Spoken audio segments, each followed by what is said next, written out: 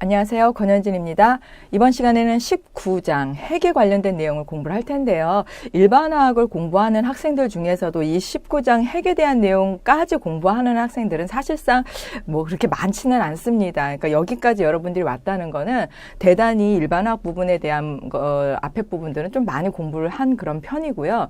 이 핵에 관련된 내용들을 중심으로 해서 사실상 우리가 일반화학 부분에서 깊이 공부를 하지는 않지만 다른 챕터들을 이해하는 데 있어서 특히 우리가 앞에서 그 알파 입자 산란 실험이라든지 뭐 방사능에 관련된 내용들을 살짝 언급을 하기는 했었는데요. 그런 부분들에 대한 배경 지식을 갖는 데는 좀 도움이 될 것 같아요. 그래서 19장은 모두 7개의 소 챕터로 이루어져 있고요. 그중에서 우선은 이번 시간에 방사능의 검출과 용도에 관련된 내용을 중심으로 해서 이제 공부를 해볼 거예요.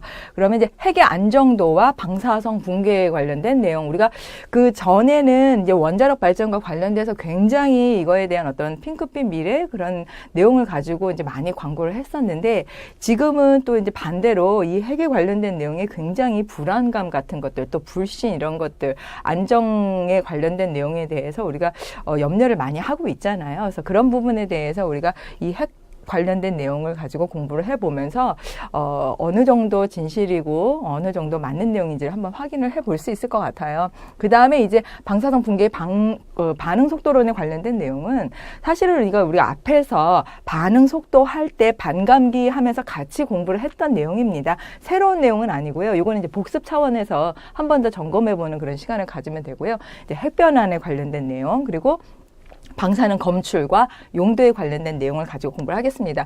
우리가 뭐 이 챕터에서 이렇게 방사능에 대한 많은 것들을 공부하는 것 같지만 사실은 이미 이제 뭐 언론이나 뭐 인터넷 매체 아니면 교재 책에 관련된 내용에서 나와 있는 그런 정도의 수준이지, 여기 일반화학에서 또 더 깊이 있는 정말 어떤 속내들을 많이 내거나 하지는 않습니다. 그래서 그런 개념으로 여러분들이 좀 편안하게 받아들이면 될 것 같아요. 일단은 첫 번째, 방사능 붕괴에 관련된 내용을 우리가 볼 텐데요. 그 전에 우리가 여기서 아직 얘기를 하지 않은 내용이 하나가 있습니다. 전에 한번 했던 내용을 보면은 우리가 원자 번호를 Z라고 표현을 했었죠. 그 다음에 이제 질량수를 이제 A라고 표현을 했어요. 그러니까 요 부분에 있어서 이제 앞으로 계속 반복해서 나올 텐데, 질량수라는 거는 양성자 플러스 중성자에 관련된 내용들이에요. 그죠? 그래서 여기서는 이제 질량수가 14가 된다. 여기 질소도 질량수가 14가 된다. 근데 원자 번호가 6이 된다, 7이 된다, 이런 얘기는 이 전체 질량수에서 원자 번호, 즉 안에 있는 핵의 개수를 우리가 빼주면 사실상 중성자가 나오게 되거든요. 그래서 원자 번호 플러스 중성자를 하면 우리가 여기서 질량수하고 나오는 어떤 관계가 있구나, 그런 어떤 상관관계들을 좀 이해를 해주면서 이 내용을 공부를 해야 돼요. 사실 뭐 이 부분도 앞에서 우리가 복습했던 내용들이고요. 자, 그러면 이제 방사성 붕괴에 관련된 내용이 무슨 뜻이냐. 핵이 안에 양성자 있고 중성자 있고 그다음에 바깥에 전자가 있어요. 그러면 양성자, 중성자를 합해서 우리가 핵이라고 얘기하죠. 근데 이 핵들이 가만히 있지 않고 이게 붕괴가 된다는 얘기예요.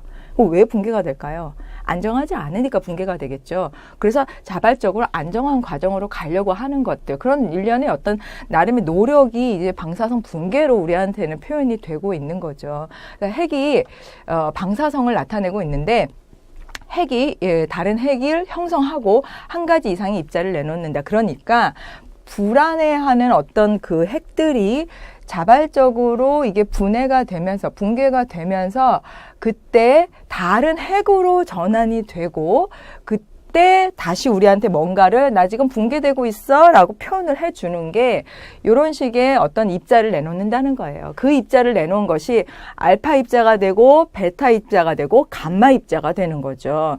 그 중에서 과학자 러더퍼드 알파 입자 산란 실험 있죠.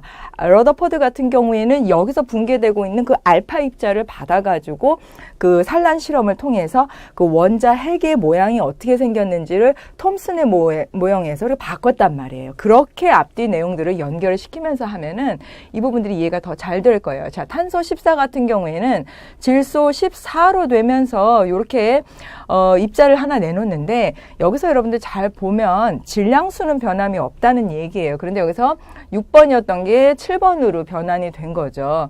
그렇다는 얘기는 이게 지금 무슨 뜻이냐면 이 안에 중성자, 자, 양성자 플러스 중성자 해서 질량수가 되는데 얘가 지금 양성자가 증가했다는 거는 이 중에 하나의 질량 중성자가 변환이 됐다는 얘기예요. 그죠?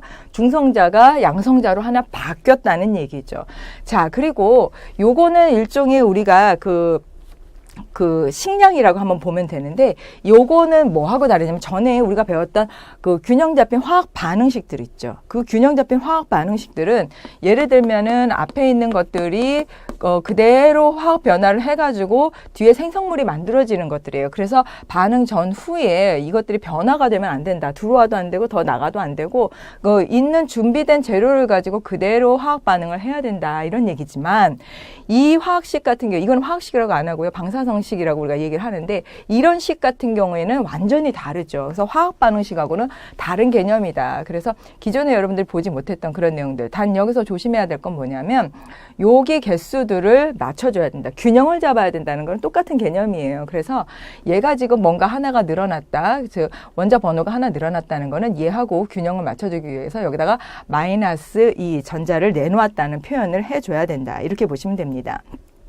자, 그래서 이때 내놓은 전자 같은 경우에는 우리가 뭐라고 표현하냐면 알파, 베타, 감마 입자였다 그랬었죠. 알파 입자는 플러스를 내놓는, 즉 헬륨을 내놓는다고 여러분들이 생각하시면 되고요. 그다음에 베타 입자 같은 경우에는 이제 마이너스 쪽으로 생각을 해주시면 돼요. 감마 입자는 아무런 전하를 띄지 않는 그런 중성의 입자라고 생각했을 때 요거는 베타 입자를 내놓는다라고 보시면 되는 거죠.